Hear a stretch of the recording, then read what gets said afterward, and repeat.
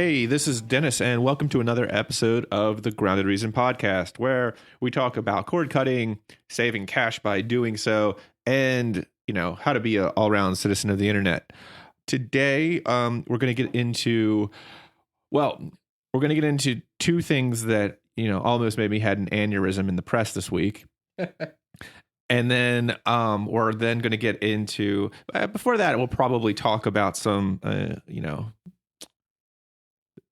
something that Ajit Pai didn't do, but Congress did instead. Oh, and yeah. it just passed today. Today, the day we record on, which is Thursday of last week. You're hearing this hopefully on Monday. You might be hearing this 15 years from now. So disregard. Yeah, disregard it altogether. Hopefully, it's been fixed by the time you hear it. Yeah. And then for the cord cutters out there, we're going to be covering a bunch of various streaming services that aren't Netflix, Hulu, and Amazon Prime. Yeah, some of the more niche. Exactly. And I wanted to tell you, because I'm just throwing this out here because I figure we might do maybe do a show on it one day. And you know how people, every time they do one of these like ancestry things online, and I mean it has something to do with the internet, because the internet gives us that capability to absolutely do that and research that, which I've been doing. My daughter asked me, because my entire family grew up in Baltimore. Like, they got off the boat from Italy and parked like in Baltimore, right. And And they haven't moved in like 3 generations. Right. It's like 3 blocks. Right, exactly. So what's really kind of funny, though, is my daughter's asking me about, this person and that person, and I only know like 3 back. Yeah. So I went on Ancestry.com and decided to go and like research a bunch of it. And it's really funny, though, because I remember being a kid, and I grew up in one of those neighborhoods, very kind of blue collar, where there was this old guy who knew my grandma, and his name was Beefy. I don't know what his real name was. Yeah. But it was Beefy. There was like a mouse in my neighborhood. I have an uncle that way. His name's Junior. So Beefy, I guess he thought this was an insult, but he used to tell me that my grandmother was like from Albania, not Italy. And, right. And I was like, I don't care, old man. It's like, I don't even know what that means. Right. It's another country. So it's kind of been like, exactly. So it's kind of been like, when I was telling my daughter, she's like, yeah, well, your one side, it's Irish because they were here from my mom's side. The other side is all Italian. Maybe I don't know. So I got into this whole thing. So I was like, well, I'll take a DNA test. Right. And we'll really figure out if this guy knew something or not. So I just wanted to, because every time I hear one of those people who go and do these online DNA tests, every time someone tells you, it's because they were surprised or shocked. Yeah. Right. And here's a little litmus test we're going to do, because I just sent the thing in. As far as I know, I'm Italian and Irish and a sliver of Polish. So if it comes back that way, which is what I'm expecting. So then we'll like, okay, then you're probably just hearing people who are like excited because it's different than they thought. Yeah. When I get the results, I might share them with you all, and I'll be like, yes, I'm Italian, Irish, and a little bit of Polish. the thing that I always find fun when they do those reveals on those commercials. Or like when you see, I've seen a couple like infomercial type things of that. They go, and you're 2% Neanderthal. Well, right, like, and it's like that always the trace amount can be anything, of course, right? Like, so I mean, I was just kind of like just mentioning that as a little teaser. Should be fun. Maybe if it's interesting, we'll do like one of those, because I've been playing around with Ancestry.com, and it's a lot of fun. It's a bit of a time suck, because as soon as I start doing it, it's like I'm hours in, because I'm like, oh, look, I found this guy, this other document, right? Yeah. So it's crazy what you can do on those things. Really, I'm just stalling before I have to tell everybody that their privacy was just completely ramshot by Congress. Yeah, I mean, it's no. It's moving on. That's not big news. Oh wait, no, it's what was the phrase you used about the other? It's a dumpster fire. Yes, right? it is. Like it's a dumpster fire of an event. Yeah, and what? Okay, there's a guy who writes for Tech Dirt, and I love Tech Dirt because they really do kind of champion consumer. They're consumer advocates. Yeah. So, but anyway, Carl Bode over there, or excuse me, Carl Bodie over there wrote about it, and headline: Congress just voted to kill consumer broadband privacy protections. Now, Chairman Pai over the FCC is kind of like a 1-2 punch, because he got rid of rules that had to do with the data theft and hacking and intrusion. Chairman Pai, that Chairman Wheeler had put in place. Well, yeah, all of it was put in place by Wheeler. Pai knocked out a few of those protections early on. The rest of them got cleaned out today by Congress. The opt-in form thing for basically an ISP had to say you had to opt in for them to be able to sell your data or use your data. That's what they killed today. You know what I would love to do? I mean, we're such a small operation. This is probably too lofty a dream, but I would love to get someone from the Wheeler administration to like just comment on some of these things that are going on, right? Like it's so wild to see things rapidly undone that were just done.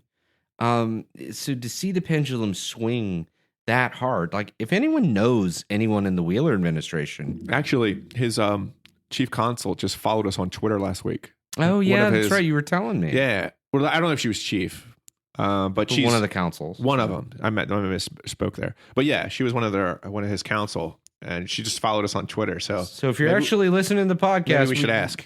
Yeah, we would love to get you to comment on some of this stuff. But yeah, so Bodie, he goes on. He put some really good stuff in this article too, because at the bottom, he links how the vote went. Right.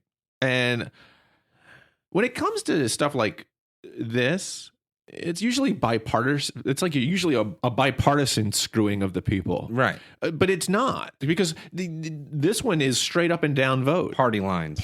Totally. 50 Republicans voted for it. 48 Democrats voted against it. 2 Republicans withheld their vote. Rand Paul being one. Yeah, I find that so strange, like, because I've always thought of the Republicans, like, historically, as being pretty like big privacy advocates, and to see them step away from that so much, I wonder why they're taking that as like a position. Well, interestingly enough, Bodie went on and he has this cool infographic on ISPs. It's called ISPs Have Big Pockets, and it's money internet providers have given since 2012 to senators who supported anti-privacy resolutions.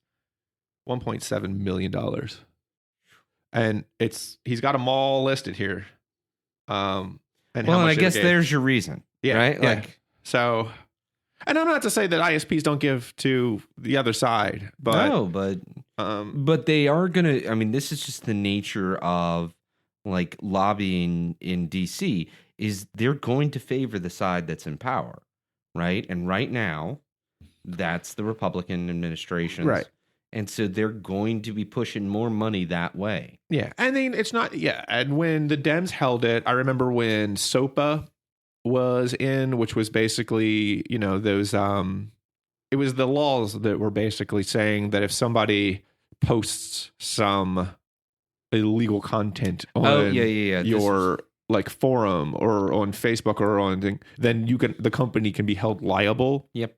This was all intellectual property. Exactly. Related. The whole internet freaked out. Yeah. And of course, rightly so. Well, because it would seize everything up. But yeah, there were plenty of Democrats who were for that until everyone freaked out. And then they're like, no amount of ISP money is worth this. Or like, not at that time it wasn't ISPs, but it was... it would be the media holders, right? Yes, like, yeah. People hold intellectual property rights, folks. Right? So, but I mean, yes, like a lot of big internet companies were like, no, that is not cool. And they were able to like rally.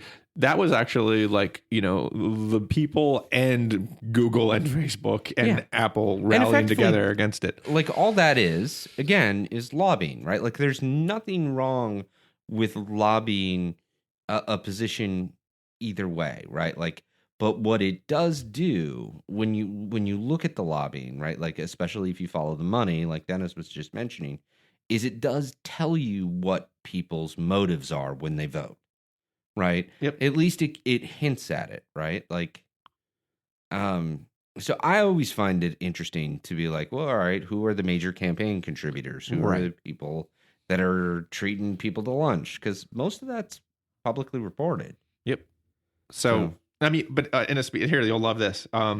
Senator Jeff Flake, the not McCain from Arizona. Yeah. McCain light. Exactly. So he actually said that passing this will send a powerful message that federal agencies can't unilaterally restrict constitutional rights and expect to get away with it. What is this guy talking about? I mean, literally, that was word salad. That made what constitutional right of the companies? I guess. I mean, like, I don't want to know what strange Citizens United like logic you have to go through to say consumers forget their rights, but let's think about the companies. Won't someone think about the companies? I know, like the poor companies. What are we going to do? Those poor ISPs. Poor Verizon, poor Comcast. I know. It's crazy. And the fact is like there's so much like crap happening right now that which probably would have made like, at least a 5-minute segment on the nightly news. Yeah. Like doesn't even register. No, it does not come above. There's just too much going on right now. It's funny because like there are other, I won't mention them because I don't want to sound like I'm dogging them, but there are other podcasts that like I've tried to raise the issue of like, net neutrality and things like that too. And, they're great podcasts. They're wonderful. And it's just not getting any play. And part of it's, just the fact that there's such big stories happening all over the place. Oh, well, yeah. I mean, everyone has to be judicious with their time. But for those of us, like, well, the people who subscribe to this podcast and, ourselves, like, these issues we see as like, or at least I think we all do, see these issues as core to our basic, abilities to exist in this world, right? Like it's very hard to live in the modern era without good internet service, right? Like that's where the term digital divide comes from, right? Is you're at a major disadvantage. Well, what was the study you cited the other day in the last episode, the Cleveland study with Comcast? Where they were essentially redlining, around poorer areas in Cleveland, and it's like any of these policies. In this particular case, we're talking about internet privacy, but any of these policies worry me for the fact that it puts people at major disadvantages. Totally. Right? Like, so, and that's the thing. I mean, you're really anything like this. It's your information. If anybody should be making money off of it, it should be you, not Comcast, not Verizon, not AT&T, not I've said it before. ISP, I got no problem with selling my information. Just give me a cut. Right. So right, like a lot of people, straight up, we had a whole VPN episode. A lot of people have no interest in their information being shared, no matter what the monetary compensation would be. Right. Like they just don't want it. Yeah, done. I choose. I mean, I'm a privacy advocate insofar as if you want privacy, you should have it. Yeah. Me personally, I'm not. Yeah. I'm not that private of a person. I just went and sent my DNA test to Ancestry.com. I'm not that private of an individual. But I want the ability to be. Well, and my thing is a little different. It's just I feel it's exploitative. Ooh, that's almost a word.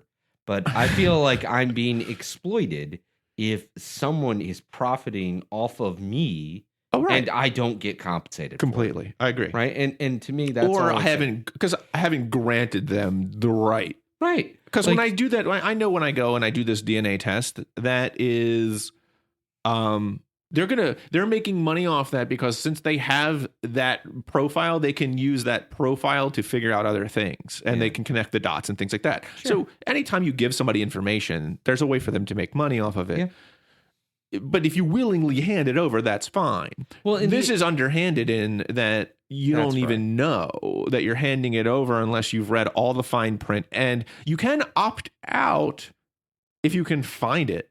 It's just buried, and like.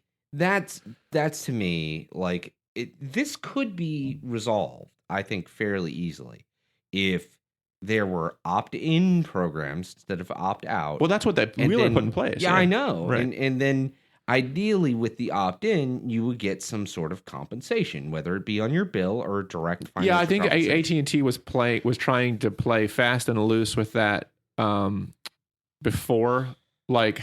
with the opt-in, and I think this got shot down, but they said, okay, we'll do the opt-in, but if you don't opt in, then your bill will go up because you were getting basically they made up a retroactive discount. Right. Which is insane. Yeah, but they tried to get away with that. I don't think it flew, but they are actually trying to get away with it. It'll fly now. Now, I mean, nowadays it doesn't even have to fly because, the rule's not there anymore. Right. Thank you, Senate. Good job, fellas, and lady or two, unfortunately. Yeah, so moving on to lighter fare. Yeah, well, no, it's hot garbage. I think is this one we called it. This was a dumpster fire, and then this next thing's hot garbage. So there, and this is our other favorite punching bag, the media. So actually, there's three. You got Ajit, you got Congress, and then. The media, I think. Yeah, and I would like to point out that Chairman Pai is the only individual on that list. Everyone else is a large entity or entire industry. Yeah. So in Bloomberg, Shira I'm going to pronounce this improperly, I'm sure. Ovide or Ovide? Ovide? I think Ovide, but I don't know. Yeah. Well, she wrote, and love the headline here, millennials might break America's internet. So there's one more thing the millennials can, we can just pin on the millennials. So breaking the internet. When Dennis sent me this article, I was having a good day, right? I was having a good day. I read this article. Immediately put me in a bad mood. So thank you, Dennis. Well, right? And the thing is like that title is just so clickbaity that I could not resist. I was like, okay. And I knew clicking on it that the internet is not being broken. No.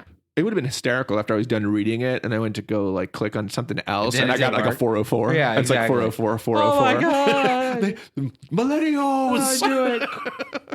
I knew it. So basically, her whole point, I think, is that lots of people are streaming a lot of video. And there's going to be so much streaming that it'll choke the internet that the internet will just break. Yeah. And then one day you'll just hear like, sorry, tubes are full, internet closed, come back tomorrow. I mean, I mean, again, it's one of those things, if you think about the premise and how little is invested in actually researching this premise, if you think about it too hard, your nose will start to bleed and you'll pass out, right? Like this person went out of their way to not dig in deep on this. Like we've talked about how, I think it was Verizon, but it could have been AT&T. Right. I can't remember. Alone had increased its infrastructure spending, right? 7% year over year. Right. And that's the point. Like, cause here's what she says. First, she comes up with this whole like premise of lots of data, lots of streaming means eventually we're run out of space. And she said, quote, first she gives no real justification for this at all. She really just shows that lots of people are streaming. fine.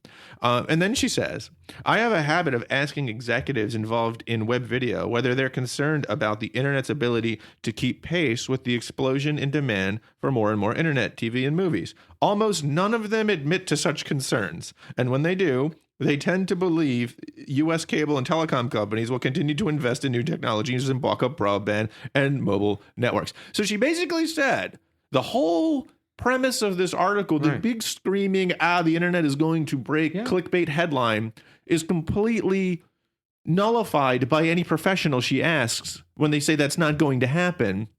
And then she publishes this garbage anyway. Right. And Dennis has pointed out that he wears a tinfoil hat frequently.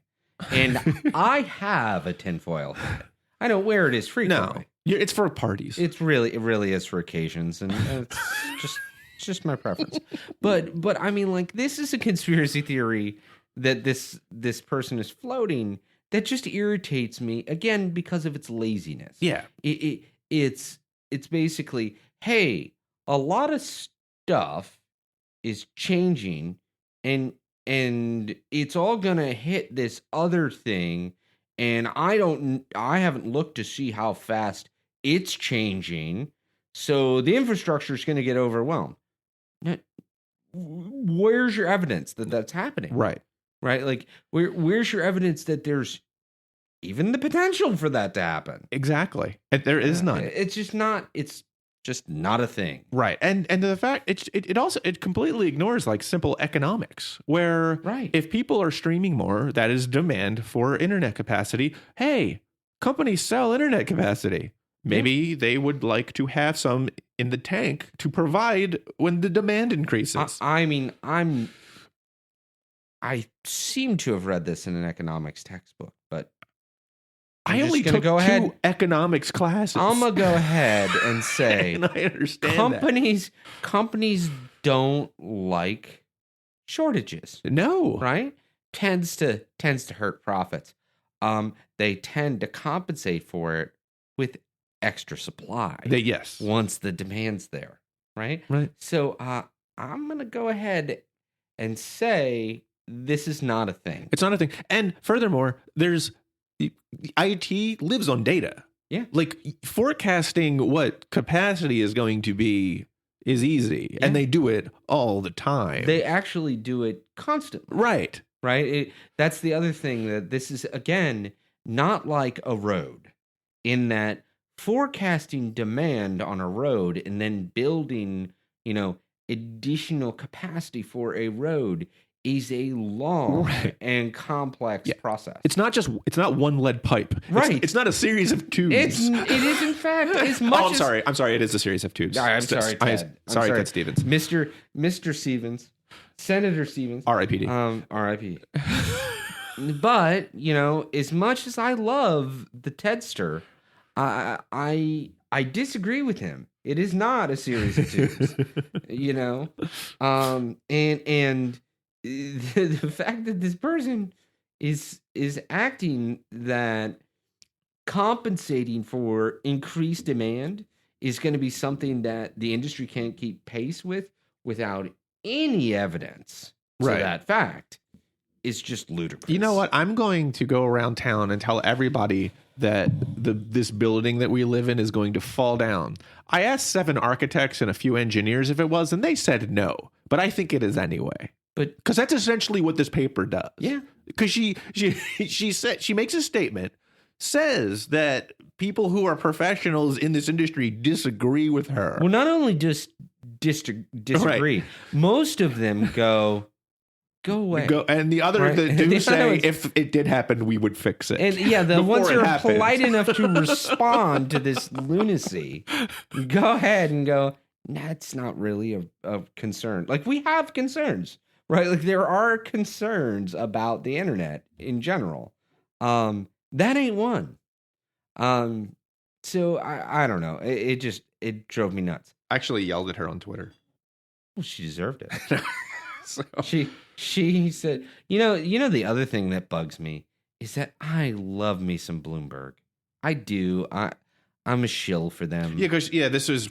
Did we say this was Bloomberg? I don't remember. Yeah, this is Bloomberg. I will put Bloomberg. I will put this and the Tech Dirt article and the next one in the show notes. I generally enjoy their coverage of the overall economy and the various industries that they look at. I mean, like, do I find some of their stories flawed sometimes? Sure. But what I normally don't see are titles as ridiculous. Like, I don't even know if I would be annoyed by this article if it weren't for the title, right? Like, I'd be like, yeah, that's not really a thing. And I would have moved on with my day, right? Like, but the title is just redonkulous. Yeah, and okay, if you follow us on Twitter at Grounded Reason, you've probably already seen this. Occasionally, if I see something that makes me this angry, I will, say something about it on Twitter and then like tweet at the person. And I did. I said, spoiler alert, writer, and then tweeted her handle.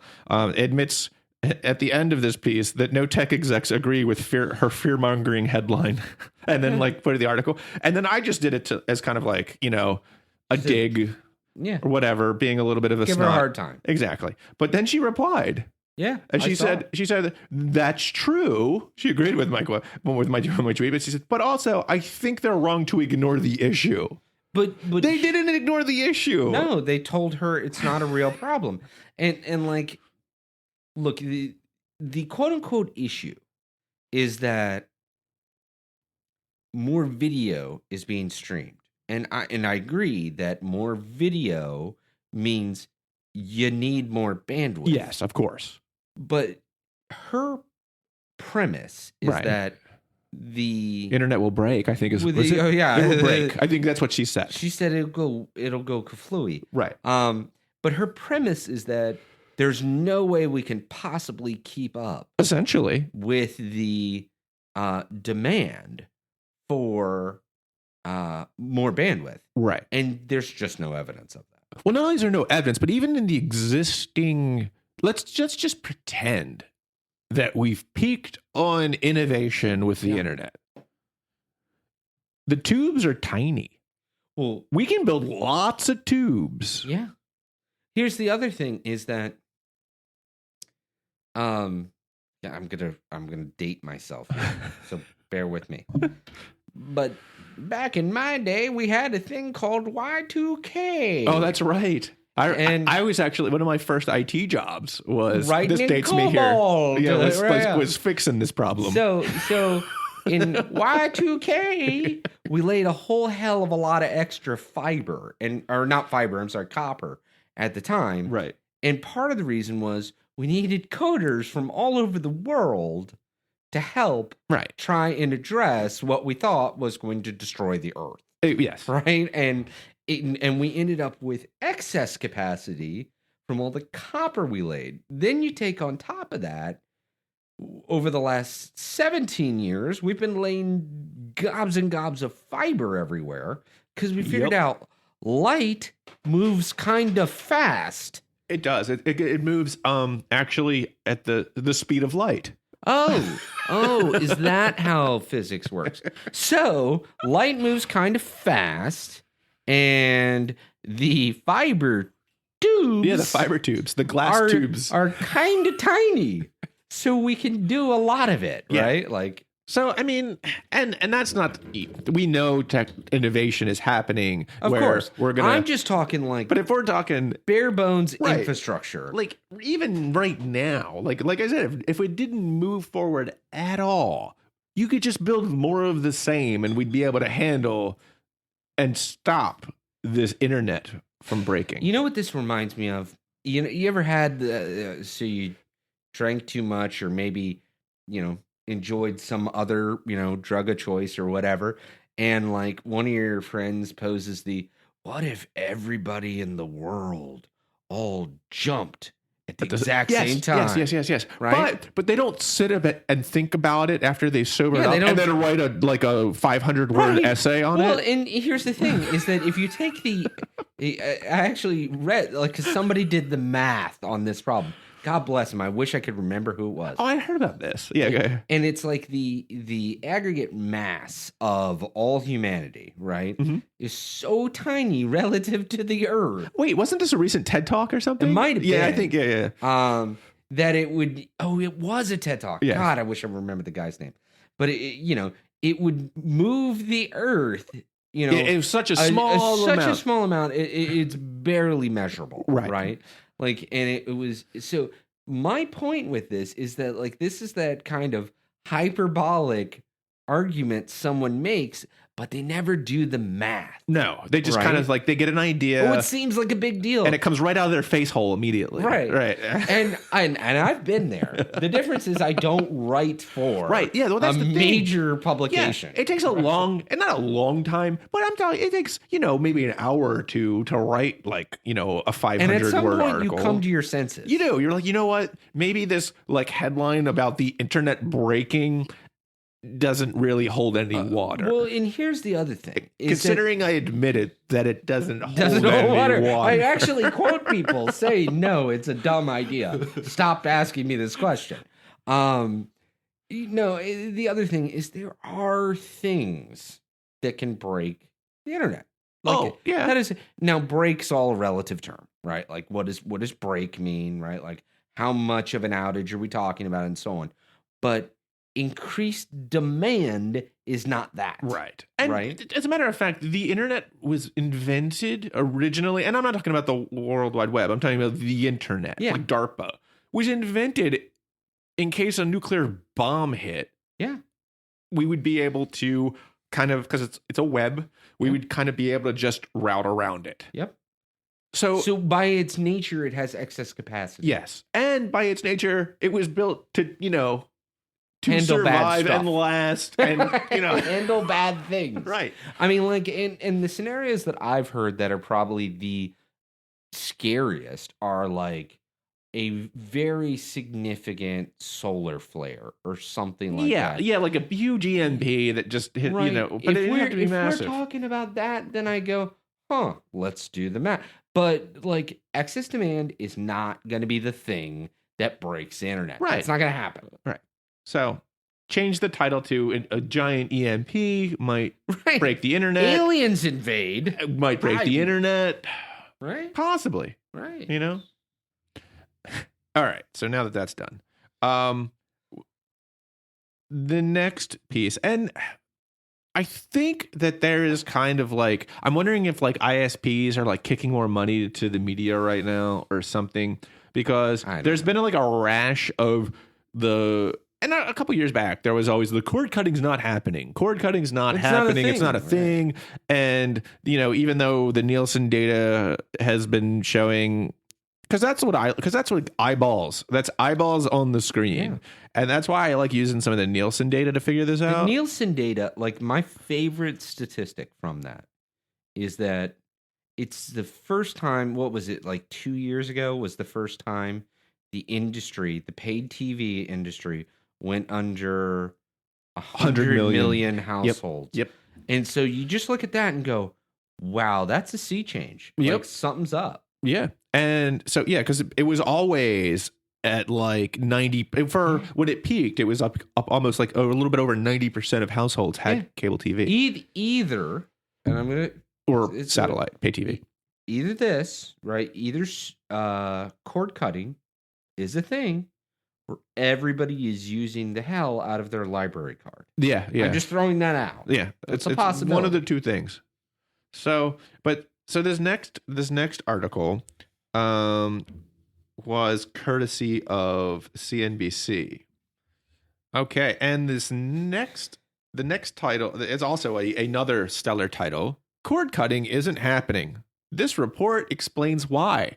Ooh, do tell. Yeah, so that's another thing.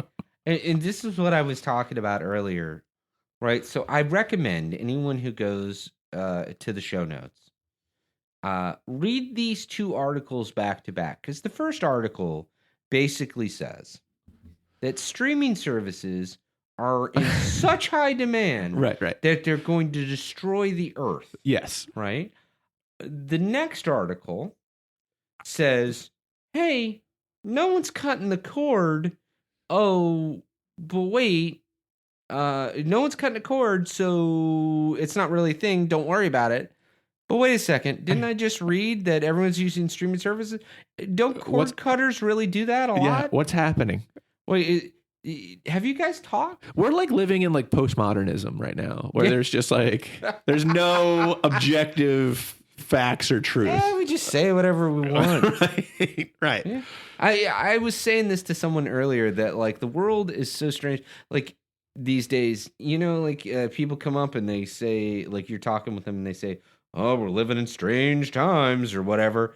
I want to grab them by the shoulders when they say that type of thing, and yell at someone like Bill Murray yells at everyone in Ghostbusters. Right. Like dogs are sleeping with cats. Right. The world is on its ear. Right. Like I mean, that's what I feel like, because these two articles can come out from reputable organizations. Yeah, we're talking Bloomberg and CNBC, and just be like, the sky is red. The sky is orange. Right. This article goes on to basically cite a Deloitte study that has some really dubious numbers in it. Well, yeah, because really kind of what the Deloitte study says is that there's a quote in there in regard to how cord cutters need internet, and the bundle service brings internet, so people don't want to let go of their bundle, therefore they're keeping cable. That's absolutely a thing.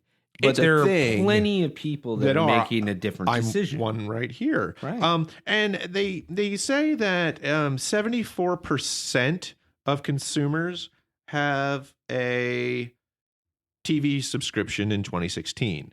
And that they say that that's been relatively stable since 2012. And I looked through the article and I couldn't find anything that actually says what it was like in 2012 to where I can compare this 74% number to. Right.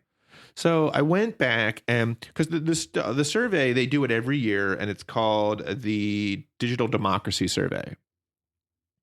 And so I went back and I couldn't find like the straight up, do you have pay TV services question in any of the surveys I looked at, because I went back and I looked at multiple years just to see if I could kind of get an idea if it's out there. But I did find several surveys where they asked a question in a study where they basically said, there's 5 options and they're mutually exclusive. Right. And 3 of the options begin with, I have paid TV service and I'm considering changing. I have no plans to change. I'm considering, canceling, like not changing as in changing to another provider, or canceling. So those are the 3. It's like, I'm changing a provider. I have it and I'm changing a provider.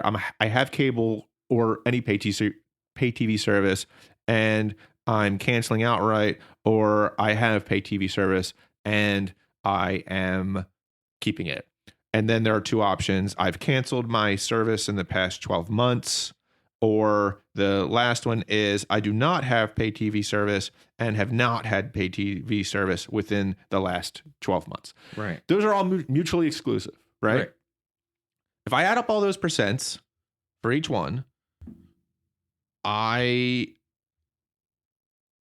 show that in 2012, stalling while I pull up this paper again, edit here. In 2012, 86% had cable. All right. So the article says 74. All right. So, but they said it was relatively stable since 2012. 86%. Yeah, I'm no mathematician. 74%. That's a 12%. When you're talking 100 and some odd million households, that's a huge number. Yeah. So I went back and, I did the years, and using that number, which isn't a straight up, do you have pay TV or not? It's derived from 5 questions, but all 5 questions are mutually exclusive. They add up to 100%. Right. Those should be like to take the 3 that said, whether someone says I have cable, Right. would make sense to me to use that and say, okay, those people who answered that question or used that response, they all have cable. Yeah, I'm following. That's the percentage of it. All right.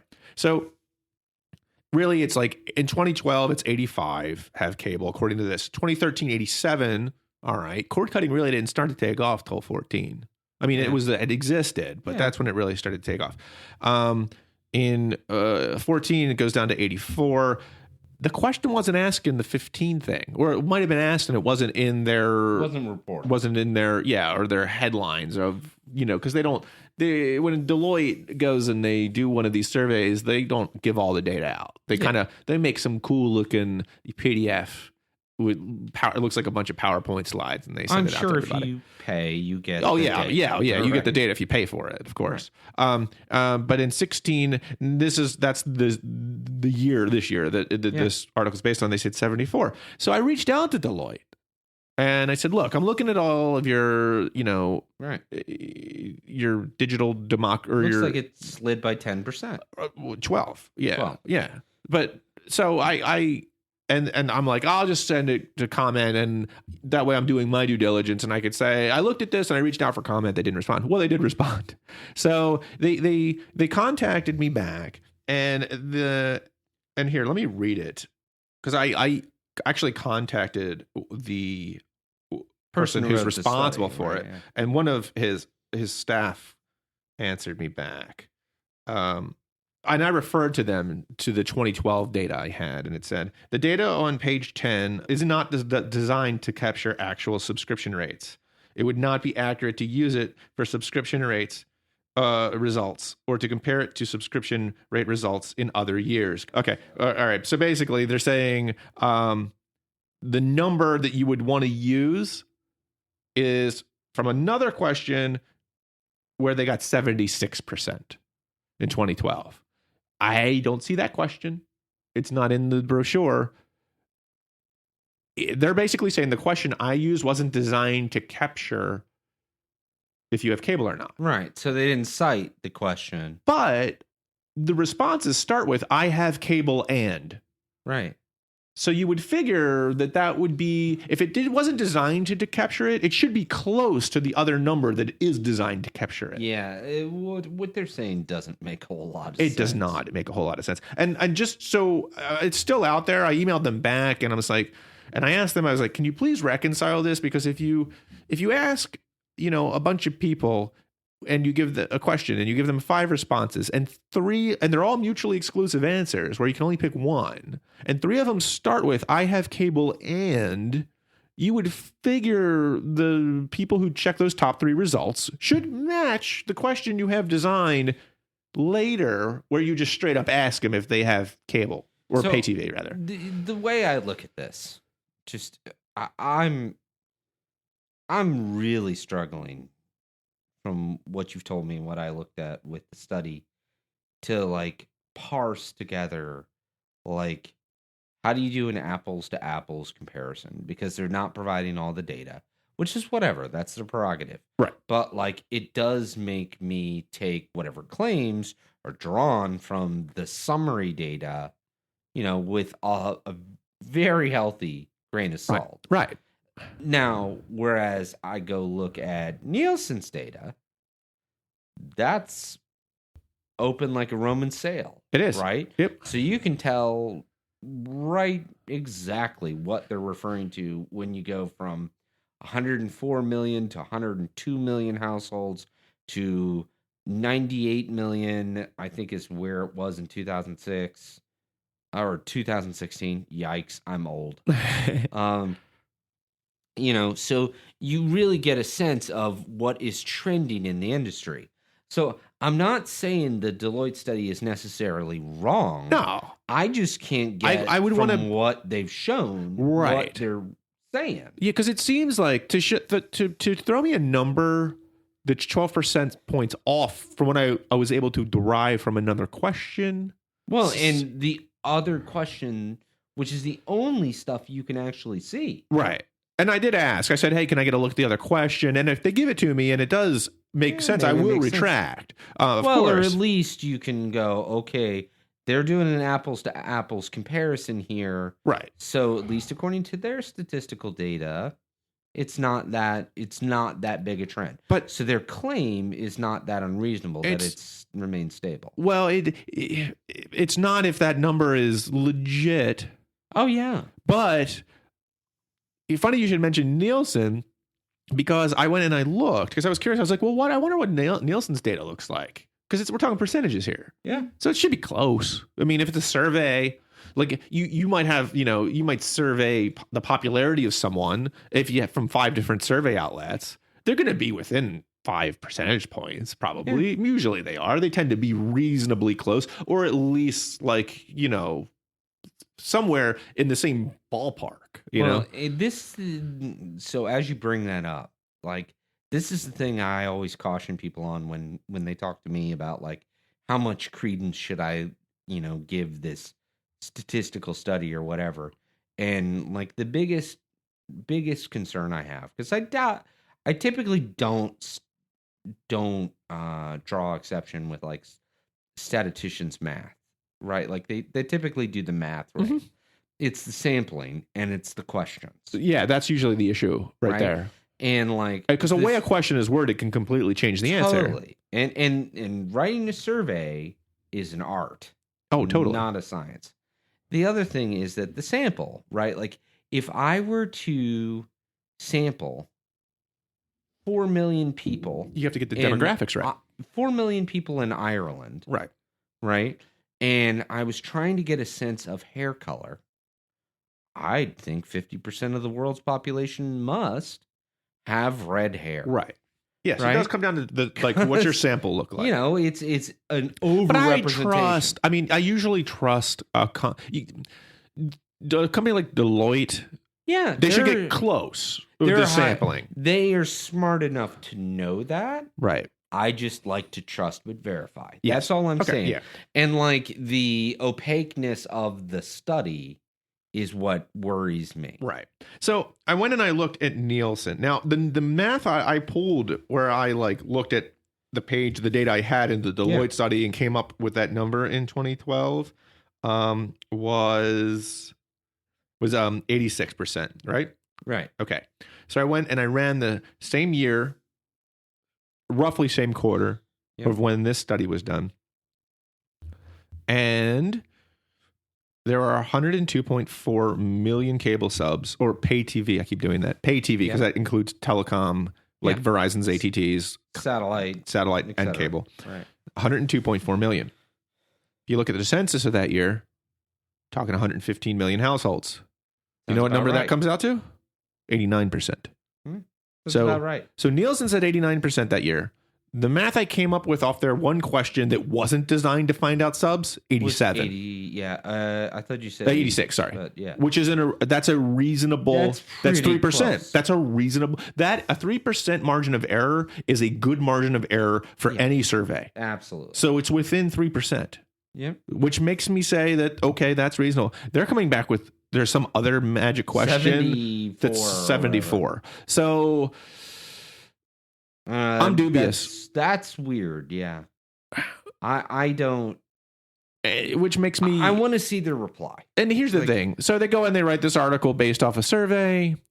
I spent, an hour and an email and already have probably a better story, which is what's going on at Deloitte with these questions. Well, and I think the real critique of this whole thing is, again, not so much Deloitte, because I know. I'm curious if I want to see. Jury's out on it. It's out. I want to see like this one question and why is it so different from that other question. But my point is that the real, scandal is too strong of the word, but like the real oddity here is, again, the laziness at like CNBC, where it's like, oh yeah, hey, you could spend an hour. Look at another source, right? Rather than just crib from a single source. Exactly. And hey, Deloitte, throw it in my news trough and I'll gobble it up. Right. Exactly. Right. Like, because I literally did no research right? Like none. Right. Other than read the article, right? And have read the Nielsen report in a previous time period. Mm-hmm. And I went, well, that doesn't seem right. No, it doesn't at all. Like, right away. Like, that's all I've been watching Nielsen, and I mean, we cover the numbers, when they come out. I mean, there's like 17 million cord cutters out there, 18 at last count, and it's going up like 1% to 2% per year. Yeah. And in 2012, we were at, when I tallied it all up, what did I say we were at there on subs? 102.4 million? Yeah.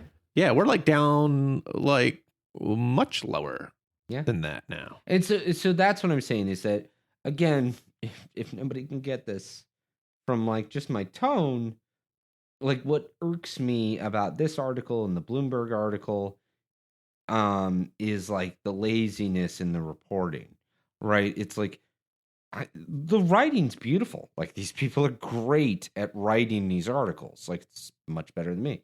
But like, for God's sake, put your analyst hat on and just think about the information you're consuming, right? Look at it and go, hey, wait a second. Deloitte's making this claim. That's an interesting claim. Let me see if I can find any counterclaims. Mm-hmm. Let me see if I can find anyone who's saying, hey, cord cutting's a big deal. And then let me weigh the two against each other and see which one I think, bears out a greater emphasis. And I'm not going to say definitively, like, the Deloitte study's wrong, because I don't think we know enough about it. It's also hard to say that surveys are wrong, because you're kind of working in a, It's the survey's the survey. It's just there's why not are they a lot holding back that number though? Why not show if you're going to say the 74%? Why didn't they? Because if you're going to say that it's been stable since 2012, why aren't you going to put that other number in there? Put it in a little chart and show, hey, it was 76, 76, 76, 76, or whatever. So, and that's what makes me think that, and this is just me, my opinion, that telecom, cable, satellites getting worried, and they're like, somebody's pushing these papers out there. But what? And who owns NBC? I'm not gonna. So I'm just gonna say, like, shame on the larger media, the media writ large, for not doing like a little more digging, because it doesn't take that many more hours, right, to just kind of look things over, sanity check them, sniff them out. Because wouldn't it be a better article if you were to say, hey, Deloitte's saying this, Nielsen's saying that. Here's why what Deloitte's saying is more reputable. That's how you can tell it's more interesting. This isn't the thing. Well, at least for me. But I think I'm a weird beast, because I love writing. I love reading like papers that involve statistics and charts. I don't see many in mainstream papers, so I'm thinking that most people aren't like that. I'm just going to say I'm literally whining into the ether about people not citing their statistics correctly. So I'm on board with your critique. Yeah, I think we're the only two passengers on that ship. Yeah, the SS statistics. Okay, so now all the cord cutters who have been hanging in there for an hour. Sorry, guys. We wanted to cover some niche streaming services this week. Now, I mean, if any of you remember back to one of our earlier episodes on podcasts where we were supposed to talk about podcasts, and we wound up talking about, I mentioned like 2 horror podcasts, and we talked about horror for like 45 minutes. Yeah. Well, let's start with Shudder. Yeah. Shudder, it's really, I mean, and Shudder is like, it's a horror streaming channel. Yeah, but I mean, I don't subscribe, but it's the one out of the list we're talking about that I have really thought about it. Well, it's really for horror aficionados. I know. Like, you're not going to find like The Exorcist or The Shining, like the mainstream stuff. It's for the like deep dive horror fan. Yeah. And it's got a bunch of like The Audition is like a really good horror. Korean. Yeah. And The Audition is, if anybody's ever seen that, great. That is creeptastic. It is, and it's got stuff like that, which is, I mean, that's a classic amongst horror fans. Yeah. But I wouldn't think that. I don't know too many mainstream folks that know that movie. Movie. So, and that's what I'm saying is like that's probably their most popular movie that they have on there. They're intense, is what you're saying. Yes, and like Trauma was on there too. So like Toxic Avenger. I love Tromaville. Right. So like you'll see stuff like that, and it's even got like great cult stuff like Tucker and Dale versus Evil. Great movie. It is. So, although you can get that on Netflix. You can. But I mean, that's kind of like those, when I'm around, that's the pop. It's not going to get much more popular than the three I just mentioned. Yeah. Anything like, everything under that, it's a deep dive on, you know. You're going to get into a lot of in the 70s and 80s, there were a ton of and 60s, ton of classic like horror movies that were made in Italy. They have a lot of that, like Brava, like Mario Brava. Yeah. Yep. You get a lot of those. You'll probably get some of the black exploitation. They do horror movies, and like they do a really Blackula, and they do a great genre breakdown of it too. Yeah, and like I know like you're like horror genre breakdown. No, there's like 15 to 30 subgenres that they have on their site. 5 different Lovecraftian subgenres. So they get like if you're logging in, if your idea of horror is Michael Myers and Freddy Krueger, you're probably not gonna. Well, you're fine with Netflix. Yes, exactly. You don't need or Amazon Prime. Yeah, this is for people who are looking for those B movies or those cult horror movies or like just the really good classic horror. One of the cool things about it is they have something called Shudder TV. Yeah, which I think is free. Like you don't have to pay for that. But it's really just 24/7, and they show one horror movie after another. Yep. So it's like you just sit back and they kind of curate horror movies for you. And I mean, again, a surprising number of them are the cheesy horror movies that we watched in the 80s. For the younger listeners out there, there was this decade we used to call the 80s, and it had a lot of cheesy stuff.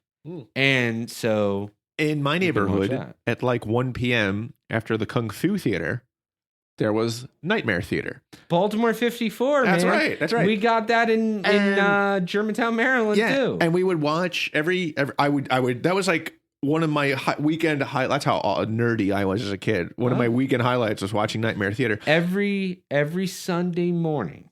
Nightmare Theater at like 1 or 2 o'clock in the afternoon, by the way. Yeah. Every Sunday morning, I swear to God, started with, I'm trying to remember the order. I think this is right. On Baltimore 54, which is just the analog channel it was Three Stooges, Kung Fu movies, then like horror or Western. Right? It was the greatest channel. Like, my God, I would watch it right now. Like, it was everything I wanted in television. Like, in one channel. Yeah. So if you're looking for some horror, and I don't mean to dissuade folks. This is actually good. This is really like I just don't want to. I don't want somebody who is going. Who's, why spend money if it's not exactly your bag? But if you want to expand your horror realm, this is a great way to do it. Yeah. And it's really affordable at $4.99 a month. Well, and that's thematic, and that's for that gives you on demand. You can watch Shudder TV if you want to. Whenever you can just pop it on and just and that's what I was going to say is that's thematic for all of these channels. Yes, it's like if you want to go deep into that category for whatever reason, like that's what these channels are built for, right? Like they have big back catalogs. And you got to think of your Netflix or your Amazon Prime, as big as their back catalog is, they're a, inch deep and a mile wide. Right. These guys are an inch wide and a mile deep. Yes. So you're getting everything that's from one of those, especially if you're talking not the premier new content. You're really talking back catalog. That's horror. Next. And this This is actually a niche I'm kind of into because I used to love Nova. Yeah. It's those like that, and the PBS nature shows that were on when we were kids, and when Discovery Channel actually, I think they still are on. But... Oh, are they? But I mean, like also like when there was the Learning Channel, and you could actually learn something and not watch Honey Boo Boo. There's something called Curiosity Stream. Yeah, we've talked about this before. We have, and they specialize in kind of like those history, science documentaries. And I know we've talked about this before, but I wanted to bring it up because it's one of my it's a great one. More favorite niche channels, especially if you're, because you can't find that stuff really anymore. TED Talks is kind of as close as you'll get, but those are someone on a stage talking. These are like those old nature films. Yeah, exactly. Like it's like if Neil deGrasse Tyson was just running a channel. That's kind of what Curiosity Stream is. Maybe you mentioned this one a minute ago when you were saying channels, but Discovery used to be really, really good for this. Right. They've strayed away from this. They have. And like they have a really great, like they'll like some of the original content is like Stephen Hawking's favorite places. Yeah. Where is like a show they have. David Attenborough's Light on Earth, Destination Pluto, featuring Alan Stern, Road to the Singularity, Jason Silva, lots of good stuff. Michio Kaku, who is like he is like a really, how Stephen Hawking is kind of like the layman's physicist, like everybody knows who that guy is. Michio Kaku is probably like the number 2 layman's physicist. Oh, I think I know him. Salt and pepper, black hair. Yep. Brilliant guy, but he's a popularist, right? Like he's trying to make science accessible, and he does a great job of it. I read his book Hyperspace. It's really good. It's a great job. He's really, really good at it. And he's very bright. Well, he is a physicist. He's a physicist. The rest of us are dummies. No, that's true. I am a dummy. Physicists are really very smart. Yeah. Oh, and you know what? I didn't tell him what Shudder was available on. Oh, yeah. Good idea. So let me backpedal. Let me backpedal a bit because it's on. So Shudder is available on Roku, iOS, and Android. I believe all of these are available on Roku. Yes, but you can only get it on the Fire TV if you get it through Prime, because Prime offers it as an add-on. Oh, okay, gotcha. All right. So back to Curiosity Stream. That's pretty much available on everything. I think. Yeah, pretty much every device, and it's standalone, right? Like you can just go to their site. Well, yeah. Well, most of these things, yeah. When I say a streaming service is available, it's always going to be available on web. It's going to be available if you go to www. Exactly. So yeah, if you go to their website and you subscribe, you'll be able to stream it on their website. But via the app, you go through these various devices. Right. So I've talked about that before, and I kind of want to gloss over BritBox because I mentioned that recently as well. That's really good for you Anglophiles out there. Yeah. There's a lot of like Luther and all of those shows are great British shows. Yeah, and what's really cool is some shows they'll show like it's like stuff that's on BBC like right now, like in its current season, you'll get it on BritBox like a day after it airs there. Well, the other thing that's funny, I mean, like at least most of us here in the States, I don't know if we have any UK listeners, but most of us here in the States don't realize there's multiple BBCs over in the UK. There's and then 5 or 6. Yeah, and then there's that other channel that BBC owns, the IT. I don't remember. Whatever. There's like 4. There's like 4 Primary, BBC channels. Right, yeah. So and they all have interesting stuff. Right. So not only do you get the stuff that's going on right now, but they also have like a great back catalog.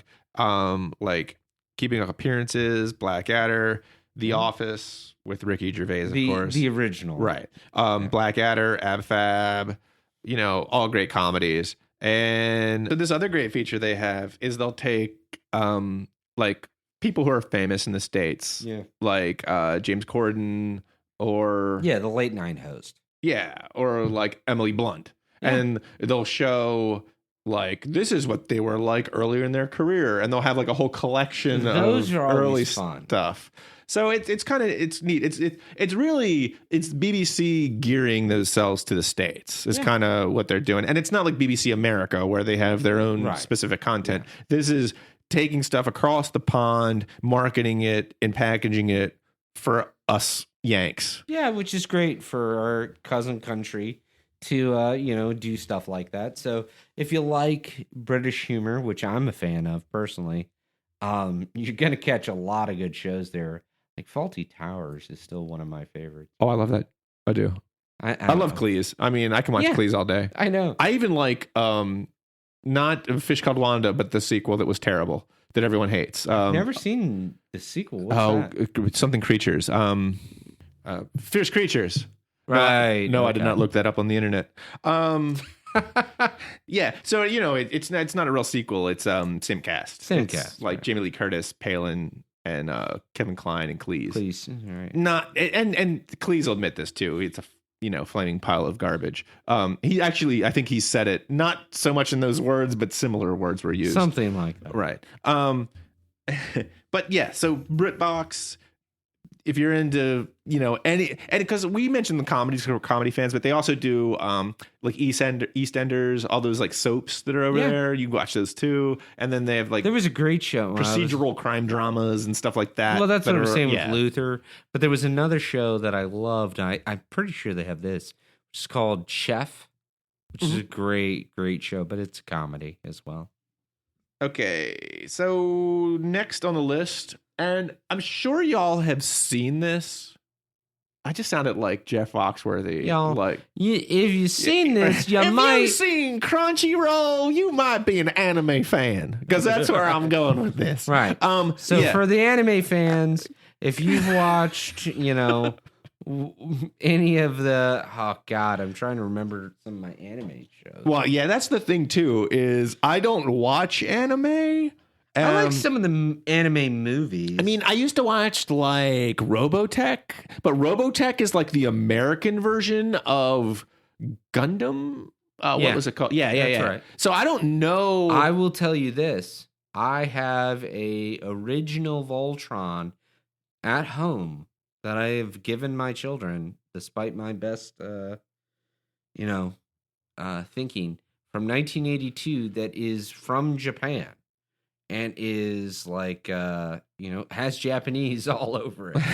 I'm sorry. That's as far as I can go because I'm just not into manga. I'm not into anime. Sorry if you're. I'm not sorry that you are, but sorry that I can't really explain, the good stuff that's on here. But I've talked to friends who are into it, and they think Crunchyroll is pretty much the bomb when it comes to anime. Basically, I'm saying, Crunchyroll, it's come here to do really two things, and that's provide you with anime and Asian drama and chew bubblegum. And Crunchyroll is all out of bubblegum. Yeah.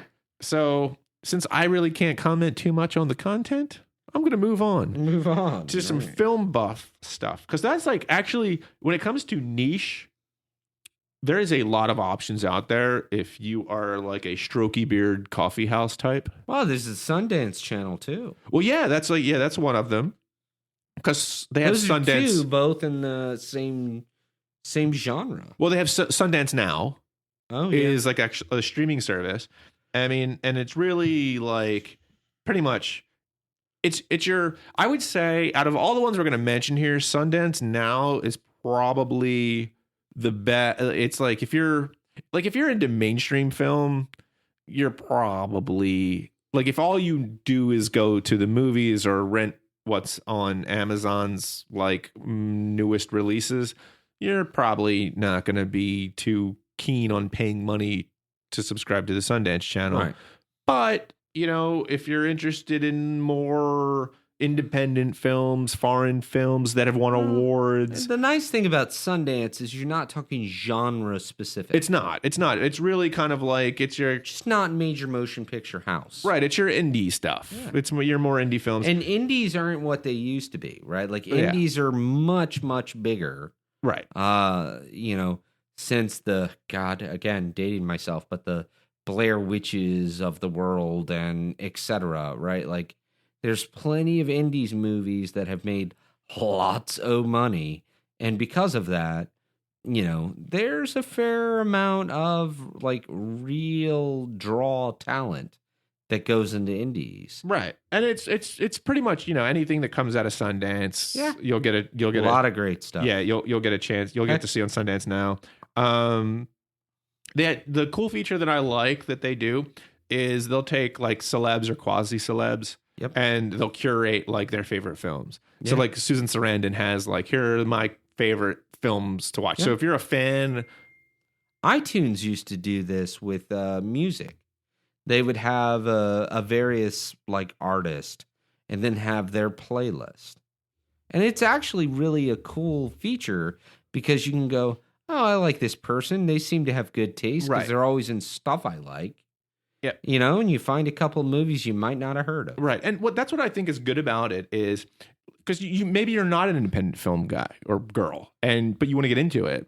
You can like subscribe to Sundance. It's a good way to dabble. And find someone you like and just watch what they tell you to watch and then kind of expand from there. Yeah. It's a really good toe in the water. Okay. So next on the Strokey Beard Coffee House Film Buff Tour is Filmstruck. Yep. Now, this is more of like your old school stuff. Yeah, this is going to go back to like, oh God, what's the one that the Grim Reaper shows up in? That's the German film. I can't remember the name of it, but for film buffs out there, they're screaming at their headphones. But yeah, so this is going to be a lot of your like, you're going to get like your silent films. You're going to get your early 30s films and so on. Yeah, exactly. Like a lot of like your silent, they have silent, like some old, silent. It's really like your Turner Classic Movies are all going to be there. Yeah, but you're going to also get back further than that. Like I said, like we said with silent films, but you're going to get a lot of, obviously you get a lot of Chaplin, you'll get like a lot of your major titles from the era. Yeah, and they also have because it's really like if you get the basic Filmstruck library where you'll get like your Turner Classic Movies and stuff, like your more old standard your classic fare. Your old classic standard fare is $6.99 per month. But if you get the Criterion, which has that's deeper cut. Yes, exactly. Then it's like $10.99 a month. Is that more like international as well? Yeah. It does. It's art house, indie, and foreign. Yeah. So, and that's the Criterion. Yep. Right. And they do give you a 2-week free trial. And for anyone who's like a true film buff that really cares about like, film transitions and all those things that I don't quite get. Right. Other than just straight story stuff. That might be a really neat. Yeah, because I was never. I would never call myself a film buff growing up. I like movies a lot. I'm not a film buff. I did like independent movies a lot in the 90s and stuff like that, like Slacker and things like that. But that's still to me. But it's still like I like movies. What we're talking about right now are for people who have taken a film class. Yeah. who may very well be in film school. Right. So it's very specialized, but for people like that, it's probably really, really interesting. Right. And okay. So 2 more in this category, and then I think we're going to call it. All right.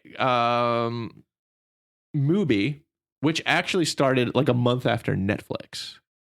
So this one goes way back. And I wanted to mention this one because I find the model interesting. They only get the rights to 365 movies per year. They introduce a new movie every day. That movie stays on for 30 days. So at any given time, you have 30 movies you can watch. And their promise to you is they're curating it to where you're only going to get the best like indie foreign films around. Nice. Like that's their promise to you. It's kind of like, do you remember when there were these things called video stores? The stuff you speak of.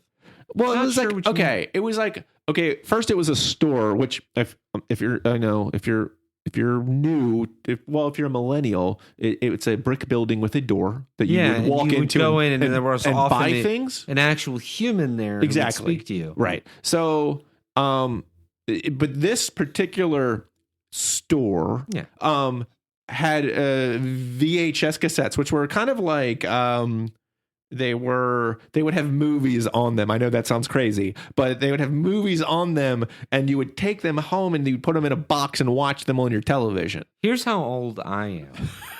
I remember going to video stores. Well, hold on, I didn't finish my point. All right, go finish your whole spiel. Anyway, when you go into the store, they would usually have this staff picks rack. I loved the staff picks rack. And Mubi to me is staff picks. That's what it is. It's like a staff's pick movie service for film buffs. First of all, I always loved the staff picks because you got some wild stuff. I'd love them too, because there's some guys I respected at the video store. Yeah, and I would just, anything they put on the shelf, I would watch. I would have conversations. When I lived in DC, there was a Blockbuster on this is 2003. Right. So back in my day, right? I would have conversations with the clerks there and be like, "Hey, man, I just watched blah, blah, blah. What should I watch next?" Yep. And they would give me a recommendation because, like, these guys watch movies all freaking day. Yeah. Well, I worked at a video store, and that's all we did. All we did was watch movies. Did. And so, I mean, I always enjoyed that. So the idea of a curated service like this is pretty appealing. Yeah. Now, I mean, like, me, again, I'm very genre specific. Yes, like that's just the nature of me. But like I could get why someone would really dig something like this. Yeah. And so it's available on Android, iOS, Apple TV, PlayStation, and Roku, and it runs $5.99 a month, and you get a 1 week free trial. Seems as though most of these are around $5-6. Right. And like we're not, price point. I don't expect it's really $5-6. It's really pick one. One of the ones we mentioned, whatever you're into, if you want to try one of these out, I wouldn't, because I'm not, cord cutting is about saving money. Yeah. But it's also about kind of making TV and movies more interesting in your home, and making it more of an active experience. And I think these can do that. And that's why I don't feel bad when we talk about like the anime channel or whatever. Right. And I'm like, hey, if that's your thing, there's a thing for it. Right? And that's what I love about this. Because it breaks the old, the way TV was, it was really like, a handful, the business used to be a handful of cigar smoking fat cats that pretty much would make what he thought, actually only he almost at the time, almost always he thought people wanted to see. And that's what everybody was fed. Well, and now this model is broken wide open. Television is becoming very, very rapidly, although depending on which article we mentioned earlier, you read, right? Like, that will dictate how rapidly you think it is. Right. But it's very rapidly becoming what the music industry did. Yes. Like back in the day, radio channels, you payola, man. I was about to say, right? Like, listen to Radio by Elvis Costello. Like, why did I just Costello? Hey, everybody, we're going to do your radio voice. That's Elvis Costello. But anyways, like, the idea is that basically, back in the day, people would curate everything, right? And it went through a very, very small number of people that would actually choose what music was worth listening to. And I got in an argument, or I was discussion with a friend about this, where they were saying like, "Oh, there's nothing good, like no music out there anymore." I'm like, dude, we're living in a golden era. We really are. Like there's so much good music out there. The difference is the signal to noise ratio is way out of whack. And that's a little bit of that here. Yeah. It's in what I mean. So my dad was a radio frequency engineer. So I grew up with the signal to noise ratio phrase embedded in my brain. Yes. But basically what I mean is that like the good stuff to garbage, right? Ratio is out of whack compared to historical norms. Right. You have too many choices. There's just so many more choices. But if you look at like the number of people who can make a living now out of making music, a story or story, you know, or a song, right? It's so many more people that you just have. Like I'm watching Into the Badlands right now. Mm-hmm. Great show, lots of fun. If you ever enjoyed anything kung fu related, and I'm watching on Netflix, watching the first season, and that show never would have made air. Nope. 10 years ago. Even 10 years ago, that would never have been on television. So, like, we're living in a golden era for that. And back to Dennis with actual stuff. So, next is, and this is the last of the Strokey Beard Coffee House folks, Fandor. Fandor is probably the widest berth when it comes to these independent, classic silent films, foreign films, documentary shorts. It's really, not only is it a bunch of, it's very wide in genre, but it's also goes deep in each. It probably has the biggest catalog of all the ones we've mentioned. And it's really this one is this service though, it's really for people who've like taken a few film classes, right? Or you either like you fancy yourself a film buff, or you really enjoy rolling your eyes when I talk about how awesome Ant-Man was. Like if you're any of those people, I loved Ant-Man. That's what I mean. But if like there's a sect of people out there, there's a lot of people. If I start talking about how awesome Ant-Man is, their eyes are just they're rolling their eyes. Those folks, Fandor is for them. Hey, and more power to you.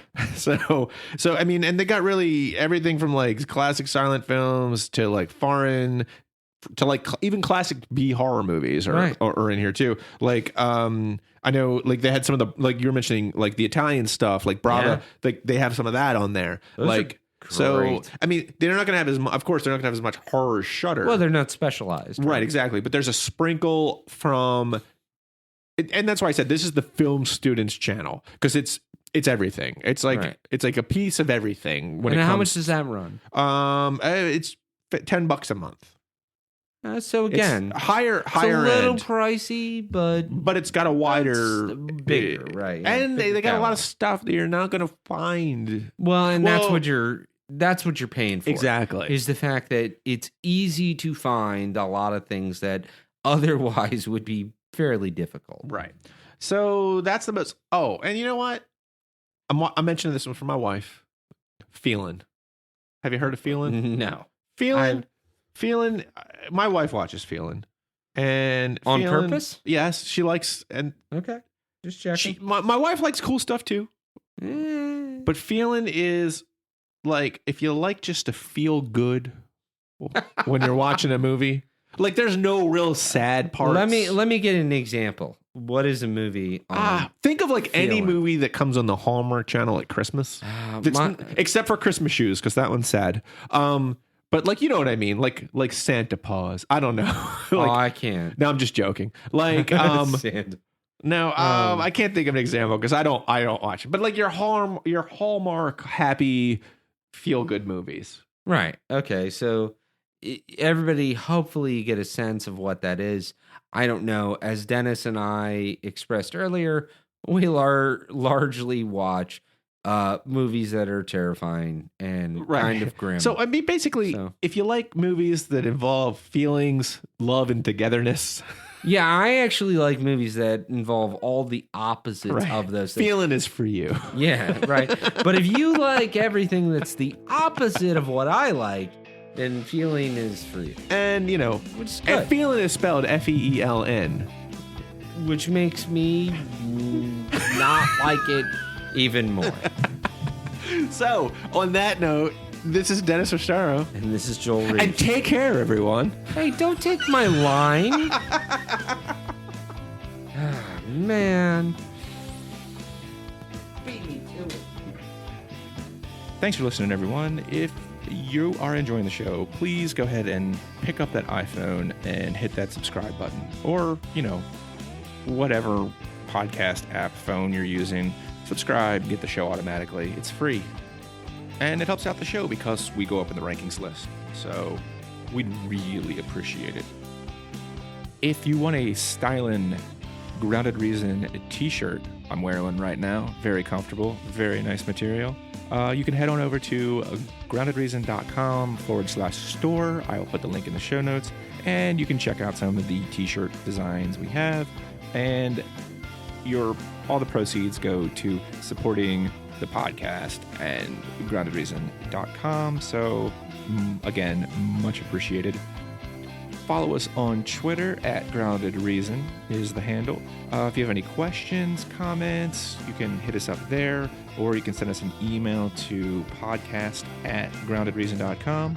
You can look us up on our Facebook page, or you can head on over to, again, groundedreason.com and leave a comment on the latest podcast episodes, all our episodes. You go to the top, you hit podcasts, you get the whole menu, every one we've ever made. Again, thanks for listening, and everyone, have a great week.